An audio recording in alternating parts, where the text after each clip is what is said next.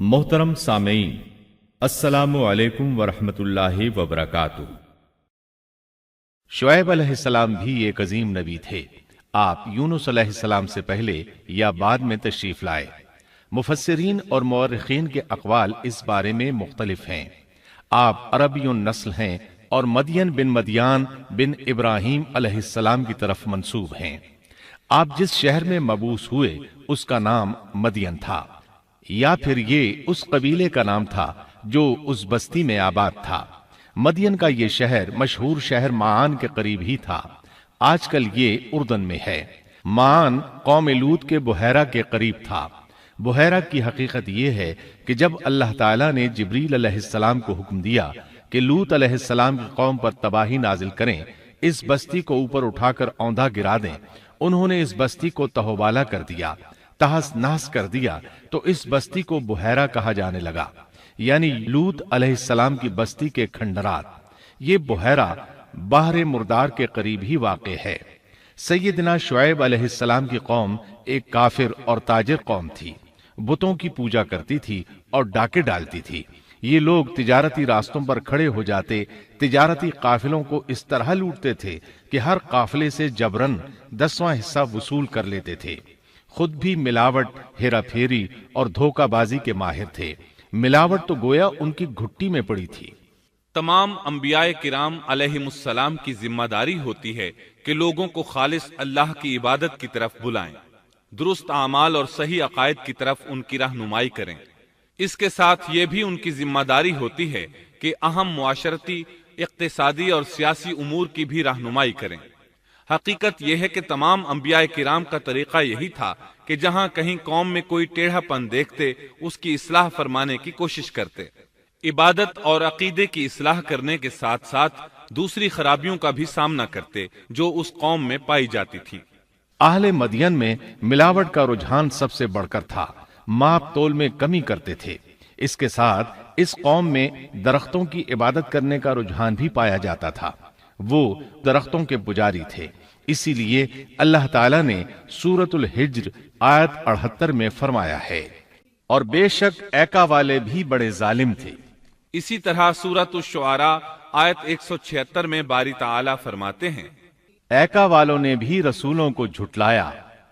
इस कौम ने तो सिर्फ शुएब अलैहिस्सलाम की तकज़ीब की थी, फिर अल्लाह ताला ने रसूलों की तकज़ीब क्यों फरमाया? इसका जवाब यह है कि एक रसूल और नबी की तकज़ीब तमाम अंबियाए किराम की तकज़ीब है, क्योंकि सब अंबियाए किराम की दावत एक है।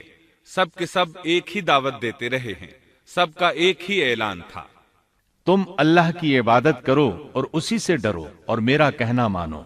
ये थी तमाम अंबियाए किराम की दावत। अल्लाह सूरतुल आराफ आयत 59 में फरमाते हैं, तुम अल्लाह की इबादत करो, उसके सिवा तुम्हारा कोई माबूद नहीं। मतलब ये कि तमाम अंबिया की दावत एक ही थी। अब जो आदमी सिर्फ एक नबी को झुटलाता है, उसकी तालीमात से कुफ्र करता है, तो गोया वो सबको झुटलाता है, सभी की तालीमात से इनकार करता है। यही वजह है कि अल्लाह ताला ने फरमाया, ऐका वालों ने रसूलों को झुटलाया, बावजूद इसके कि उन्होंने सिर्फ एक रसूल को झुटलाया था। शुएब अलैहिस्सलाम ने कौम को दावत देनी शुरू की। अल्लाह ताला सूरह आराफ आयत 85 में फरमाते हैं, और हमने मदियन की तरफ उनके भाई शुएब को भेजा। उन्होंने फरमाया, ऐ मेरी कौम, तुम अल्लाह की इबादत करो, उसके सिवा तुम्हारा कोई माबूद नहीं। तुम्हारे पास तुम्हारे परवरदिगार की तरफ से वाज़ेह दलील आ चुकी है। सब के सब अंबियाए किराम मोजज़ात के साथ तशरीफ लाए हैं।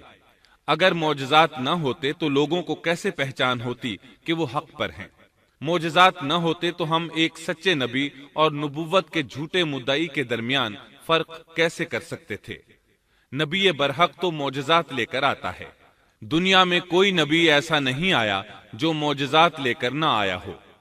मोजज़े की तारीफ में उलमा लिखते हैं, मोजज़ा उस खिलाफ आदत अम्र को कहते हैं जो इंसानों की ताकत से बाला हो और उसमें किसी आदमी का अमल दखल न हो, यानी जिसको पेश करने से इंसान आजिज हो। आजिज करने वाली वही चीज होती है जो जमीनी कवानीन और जवाबित के खिलाफ हो। मसलन मुर्दों का जिंदा करना, पहाड़ों को चीर कर ऊंटनी का निकल आना, लाठी का सांप बन जाना, چاند کا 2 ٹکڑے ہونا اور دیگر معجزات۔ مختصر یہ کہ جو نبی دنیا میں تشریف لائے کوئی نہ کوئی معجزہ ضرور ساتھ لائے تاکہ لوگ ان کی سچائی پر ایمان لے آئیں۔ اگر کوئی شخص نبوت کا دعویٰ کرے اور ہاتھ کی صفائی سے کوئی شعبدہ دکھائے تو وہ معجزہ نہیں ہے۔ معجزہ ہونے کے لیے چند شرائط ہیں۔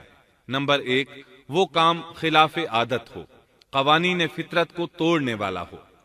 نمبر 2، اس کام کو اللہ کسی نبی یا رسول کے ہاتھوں پر ظاہر کرے۔ نمبر 3، عورتوں سے ظاہر نہ ہو، اس لیے کہ انبیاء سب کے سب مرد تھے۔ اللہ تعالیٰ سورہ یوسف آیت 109 میں فرماتے ہیں، آپ سے پہلے ہم نے جتنے رسول بھیجے سب مرد ہی تھے۔ نمبر 4، اس معجزے سے وہ دوسروں کو چیلنج بھی کرے کہ مخالفین میں سے کوئی ایسا کر کے دکھائے، چاہے سب مل کر دکھائیں۔ مطلب یہ کہ وہ معجزہ سب کے لیے چیلنج ہو۔ شعیب علیہ السلام نے بھی اپنے معجزے کے ذریعے اپنی قوم کو چیلنج کیا۔ اللہ تعالیٰ ان کی زبان سے سورہ آراف آیت 85 میں فرماتے ہیں، تمہارے پاس تمہارے رب کی طرف سے واضح دلیل آ چکی ہے۔ شعیب علیہ السلام ایسے واضح اور روشن امور ان کے سامنے پیش کرتے ہیں کہ جن پر عمل پیرا ہو کر وہ دنیا و آخرت میں فلاح پا سکتے تھے۔ سورۃ الاعراف آیت 85 میں ہے، بس تم ناپ تول پورا پورا کیا کرو اور لوگوں کو ان کی چیزیں کم کر کے مت دو، اور روئے زمین میں اس کے بعد کہ اس کی درستی کر دی گئی فساد مت پھیلاؤ، یہ تمہارے لیے فائدہ مند ہے اگر تم تصدیق کرو۔ اللہ تعالیٰ سورۃ الاعراف آیت 86 میں فرماتے ہیں، اور تم سڑکوں پر اس غرض سے مت بیٹھا کرو کہ اللہ پر ایمان لانے والوں کو دھمکیاں دو۔ مطلب یہ کہ تمام تجارتی راستوں میں کٹوتیاں کرنے کے لیے نہ بیٹھا کرو۔ اگر وہ تمہیں رقوم ادا نہیں کرتے تو تم انہیں دھمکیاں دیتے ہو، جیسا کہ سورۃ الاعراف آیت 86 میں ہے۔ اور تم سڑکوں پر اس غرض سے نہ بیٹھو کہ اللہ پر ایمان لانے والوں کو دھمکیاں دو اور اللہ کی راہ سے روکو اور اس میں کجی تلاش کرنے میں لگے رہو۔ اللہ تعالیٰ سورۃ الاعراف آیت 86 میں فرماتے ہیں، اور اس حالت کو یاد کرو جبکہ تم کم تھے، پھر اللہ نے تمہیں زیادہ کر دیا۔ ان کی تعداد بالکل تھوڑی سی تھی، اللہ نے بڑی تیزی سے ان کی تعداد میں اضافہ کر دیا، لیکن جب انہوں نے شعیب علیہ السلام کی بات کو نہ مانا تو ان کا انجام کیا ہوا؟ اللہ تعالیٰ سورۃ الاعراف آیت 86 میں فرماتے ہیں، اور دیکھو کیسا انجام ہوا فساد کرنے والوں کا۔ لوط علیہ السلام کی قوم چونکہ ان کے قریب ہی تھی، اس لیے ان کے انجام سے ڈرایا جا رہا ہے۔ قوم لوط کا واقعہ ان کے ہاں مشہور تھا۔ شعیب علیہ السلام کی دعوت کا تذکرہ سورہ ہود آیت 88 میں ہے کہ شعیب علیہ السلام نے اپنی قوم کو مخاطب کر کے فرمایا، میرا ارادہ تو اپنی طاقت بھر اصلاح کرنے ہی کا ہے۔ دائی حضرات پر صرف اپنی بساط کے مطابق پیغام پہنچا دینا ہوتا ہے۔ لوگوں کو ایمان لانے پر مجبور کرنا انبیاء اور دائی حضرات کے مشن میں شامل نہیں ہے۔ اللہ تعالیٰ سورۃ الغاشیہ آیت 22 میں فرماتے ہیں، آپ ان پر محاسب نہیں ہیں۔ مطلب یہ کہ آپ انہیں ایمان لانے اور راہ راست پر چلانے کے لیے مجبور نہیں کر سکتے۔ آپ کے ذمے یہی امر ہے کہ آپ ان کی اصلاح کرنے کی کوشش کریں۔ سورہ ہود آیت 88 میں ہے، میرا ارادہ تو اپنی طاقت بھر اصلاح کرنے کا ہی ہے، میری توفیق اللہ ہی کی مدد سے ہے، اسی پر میرا بھروسہ ہے اور اسی کی طرف میں رجوع کرتا ہوں۔ جب شعیب علیہ السلام نے انہیں ان باتوں کی طرف دعوت دی تو انہوں نے کفر کیا، آپ کو جھٹلایا، بلکہ یوں کہنے لگے، انہوں نے جواب دیا کہ اے شعیب، کیا تیری نماز تجھے یہی حکم دیتی ہے کہ ہم اپنے باپ دادوں کے معبودوں کو چھوڑ دیں اور ہم اپنے مالوں میں جو کچھ چاہیں اس کا کرنا بھی چھوڑ دیں؟ آج بھی بعض لوگوں کا یہی حال ہے۔ وہ سمجھتے ہیں دین کا مطلب ہے مسجدوں کی حد تک عبادت کر لو، سیاسی اور معاشرتی زندگی میں دین کی کوئی ضرورت نہیں سمجھتے۔ ان معاملات کو دین سے الگ چیز تصور کرتے ہیں، کہتے ہیں بس جی یہ تو دنیا کے مشاغل ہیں۔ یہی حال تھا شعیب علیہ السلام کی قوم کا۔ سورہ ہود آیت 87 کے آخر میں ہے، تو بڑا ہی باوقار اور نیک چلن آدمی ہے۔ مطلب یہ کہ انہوں نے مذاق کے انداز میں ان سے کہا، تو بڑا عقل مند ہے، کیوں ناراض ہوتا ہے؟ سیدنا ابن عباس رضی اللہ عنہما سے روایت ہے کہ وہ یہ بات ان سے مذاق کے انداز میں کہتے تھے، ان کی تعریف نہیں کرتے تھے۔ پھر شعیب علیہ السلام نے ان الفاظ میں سمجھایا، اور اے میری قوم، میرے خلاف ضد تمہارے لیے اس بات کا باعث نہ ہو جائے کہ تمہیں بھی ویسا ہی معاملہ پیش آ جائے جیسا قوم نوح یا قوم ہود یا قوم صالح کو پیش آ چکا ہے، اور قوم لوط تو تم سے کچھ دور نہیں۔ مطلب یہ تھا کہ قوم لوط تو تمہارے بالکل نزدیک تھی، ان پر آنے والے عذاب سے تو تم خود اچھی طرح خبردار ہو، جانتے ہو ان کے ساتھ کیا سلوک ہو چکا ہے۔ پھر آپ نے فرمایا، تم اپنے رب سے استغفار کرو اور اس کی طرف توجہ کرو، یقین مانو کہ میرا رب بڑی مہربانی والا اور بہت محبت کرنے والا ہے۔ جب وہ اپنی ضد پر اڑے رہے تو شعیب علیہ السلام نے یوں فرمایا، تو ذرا ٹھہر جاؤ یہاں تک کہ ہمارے درمیان اللہ فیصلہ کیے دیتا ہے، اور وہ سب فیصلہ کرنے والوں سے بہتر ہے۔ پہلے تو عام وعظ و نصیحت فرمائی، جب قوم نہ سمجھی تو انہیں سابقہ ہلاک شدہ قوموں کی مثالیں دی، ڈرایا کہ کہیں تمہیں بھی ایسے ہی عذابوں سے دوچار نہ ہونا پڑے، لیکن انہوں نے کسی بات کا اثر نہ لیا، الٹا یوں کہنے لگے، تو ان میں سے ہے جن پر جادو کر دیا جاتا ہے، اور تو ہم ہی جیسا ایک انسان ہے، اور ہم تو تجھے جھوٹ بولنے والوں میں سے ہی خیال کرتے ہیں۔ اگر تو سچے لوگوں میں سے ہے تو ہم پر آسمان کا کوئی ٹکڑا گرا دے۔ مطلب یہ کہ آخرکار یہ لوگ پہلے لوگوں یعنی عاد اور سمود کے نقش قدم پر چلنے لگے، ان کے انبیاء انہیں حق کی طرف بلاتے رہے، وہ انکار کرتے رہے، آخر ان پر اللہ کے عذاب اترے۔ ایسے ہی یہ لوگ بھی شعیب علیہ السلام کو دھمکیاں دینے لگے، ان کے مقابلے پر اتر آئے۔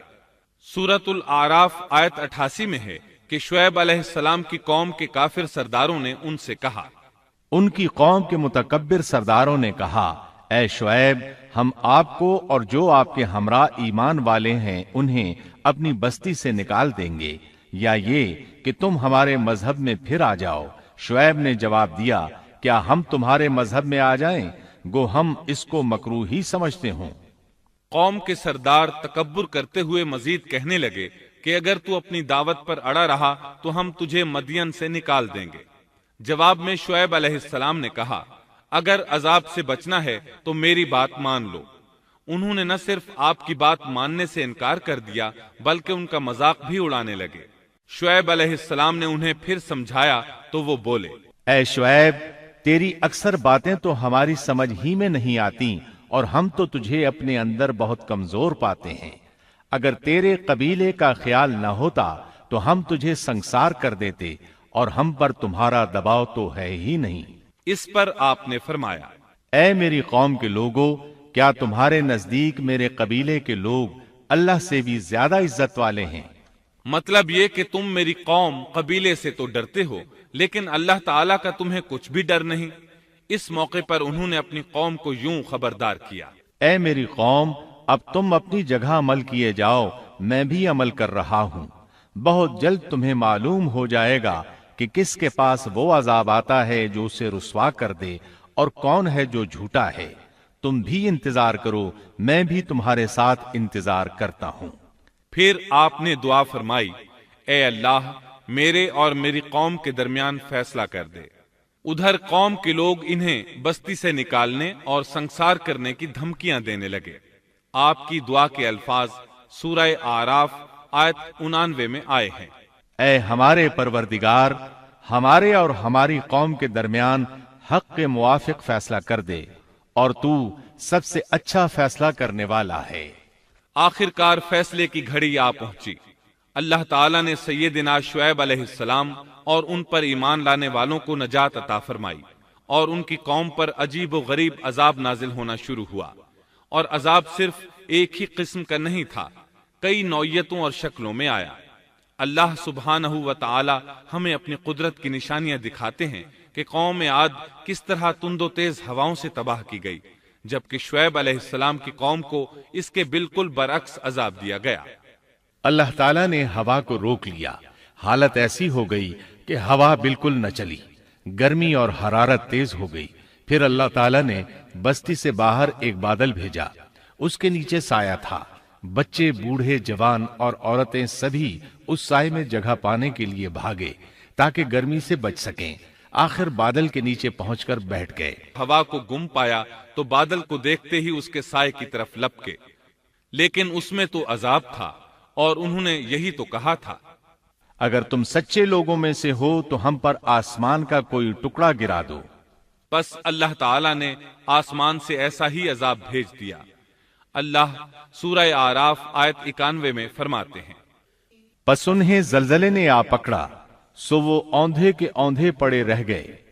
اللہ تعالی مزید فرماتے ہیں، سورہ ہود آیت 94 تا 95 میں ہے، جب ہمارا عذاب آ پہنچا ہم نے شعیب کو اور ان کے ساتھ تمام مسلمانوں کو اپنی خاص رحمت سے نجات بخشی، اور ظالموں کو سخت چنگھاڑ نے آ پکڑا جس سے وہ اپنے گھروں میں اوندھے پڑے رہ گئے، گویا کہ وہ ان گھروں میں کبھی بسے ہی نہ تھے۔ آگاہ رہو، مدین والوں کے لیے بھی ویسی ہی پھٹکار ہے جیسی پھٹکار سمود پر پڑی۔ شعیب علیہ السلام اور ان پر ایمان لانے والے ان لوگوں سے دور کھڑے تھے، وہ ان کی طرف حسرت بھری نگاہوں سے دیکھ رہے تھے۔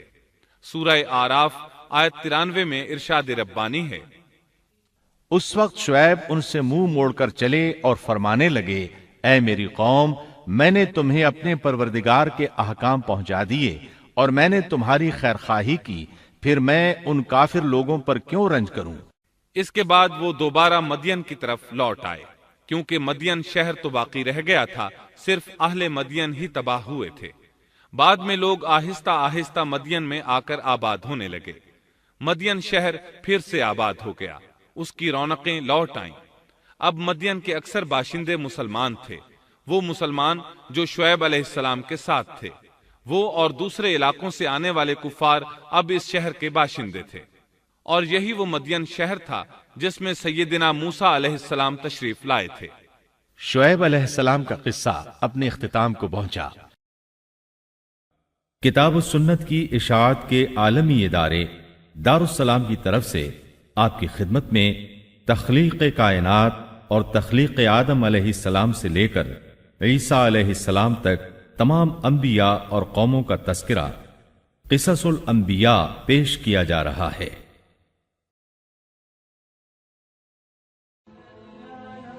Thanks for watching. Don't forget to like, comment, share and subscribe to